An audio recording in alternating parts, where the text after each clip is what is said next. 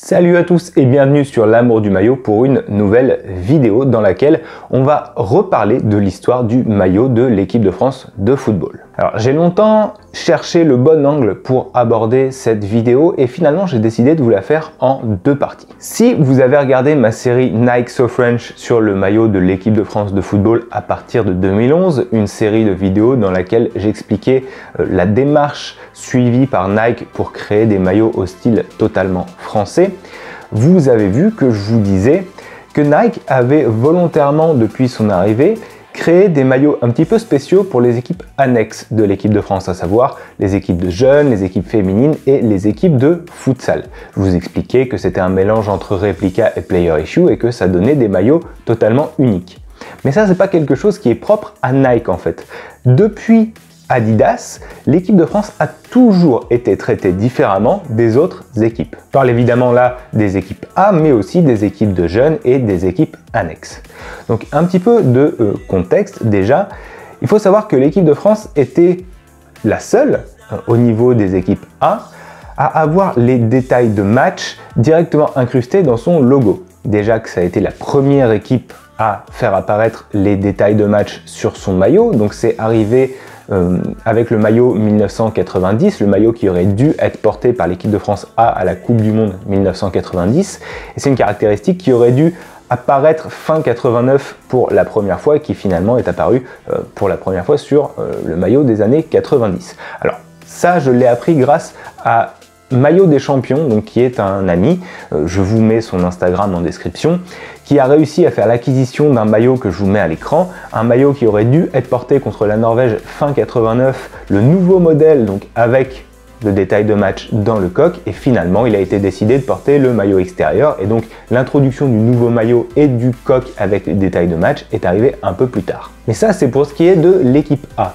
Et parallèlement, à peu près à la même époque en fait, Adidas a commencé à faire quelque chose d'assez particulier, c'est-à-dire qu'ils ont commencé à fournir aux équipes de France de jeunes notamment des maillots complètement différents, des maillots qui étaient portés par l'équipe de France A.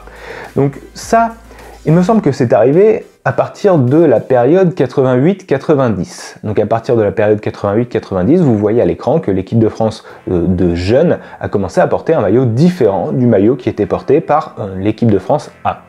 Ça s'est ensuite poursuivi et puis tous les 2 ans, en fait, l'équipe de France jeune mais aussi l'équipe de France féminine a eu le droit à un maillot complètement différent du maillot porté par l'équipe de France A. Et personnellement, bien souvent, ça a été des maillots que j'ai préférés à ceux de l'équipe de France A. Donc je vous ai montré celui de 88-90 et ensuite il y a eu celui de 90-92. Celui 90-92 que je porte actuellement est assez connu puisqu'il y a pas mal de photos qui tournent de Zinedine Zidane au tournoi de Toulon, il me semble que c'était en 91 ou 92, avec ce maillot précisément. Ce maillot reprend le template qui avait été utilisé par la Colombie à la Coupe du Monde 90 et puis utilisé par d'autres équipes par la suite. Et pour les équipes de France Junior, il a été décliné en 2 versions en fait. Une version que je porte sur moi, donc avec un col tout blanc et les 3 bandes Adidas sur les épaules simplement bleues et blanches, et une version un petit peu plus personnalisé que j'ai également dans ma collection avec un liseré bleu blanc rouge sur le col et des bandes Adidas sur les manches bleu blanc rouge comme Adidas a eu l'habitude de le faire par la suite. Donc ça, c'est des maillots qu'on peut retrouver sur internet à la vente pour les collectionneurs qui s'y intéressent. À l'époque, les maillots de match comportaient un coq qui était en feutrine, donc un peu neutre en fait, que Adidas fournissait donc à la Fédération Française de Football, et un simple numéro dans le dos en feutrine également. Pour la période suivante, donc 92-94, l'équipe de France Espoir portait un maillot un petit peu plus neutre, un modèle calqué sur le modèle que portait le Cameroun à la Coupe du Monde 90, donc un modèle très 90s avec des bandes un petit peu en surbrillance, qui est un modèle Adidas qu'on a pas mal vu en France, notamment parce que c'était le modèle un petit peu établi pour la Coupe de France. C'était le modèle Adidas envoyé à toutes les équipes de France pour être porté justement dans la Coupe de France, donc avec le sponsor RTL. C'est un maillot qu'on a pas mal vu.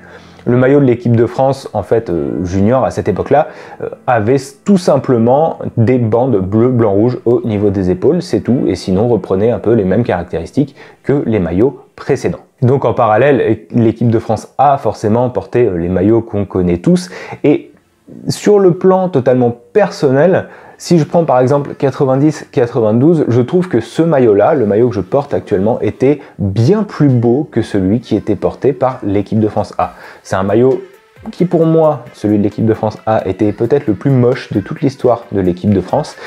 Tandis que celui-là, je trouve qu'il avait un petit peu de style. Alors bon, les manches étaient vraiment coupées, années 90, vous pouvez le voir, mais en manches longues, il avait vraiment du style et ça aurait été pour moi très cool que l'équipe de France A porte ce maillot-là justement, mais bon, c'est comme ça. Et sur la période 92-94, donc c'est le fameux maillot de France-Bulgarie 93 que l'équipe de France a porté. Et là, pour le coup, je trouve que ni l'un ni l'autre n'était vraiment très joli. Le maillot que portaient les équipes de jeunes était assez neutre, un peu trop brillant, tandis que je trouve que celui de l'équipe de France A était beaucoup trop voyant, beaucoup trop criard. Et justement, je vais m'arrêter là pour la première partie de cette vidéo, donc je vais m'arrêter à 94, et dans la deuxième partie, je vais justement vous présenter les autres maillots un peu différents créés par Adidas pour les équipes de France de jeunes, puis je vais vous expliquer comment tout cela s'est un petit peu terminé et ce qui s'est passé par la suite. Donc j'espère que cette première partie vous a plu, surtout n'hésitez pas à vous abonner à la chaîne si vous aimez mon contenu, ça m'aide énormément, mettez un pouce bleu à la vidéo pour qu'elle soit mieux référencée, activez la cloche si vous voulez être notifié de l'apparition des prochaines vidéos et nous on se retrouve très vite pour parler de maillot. Ciao!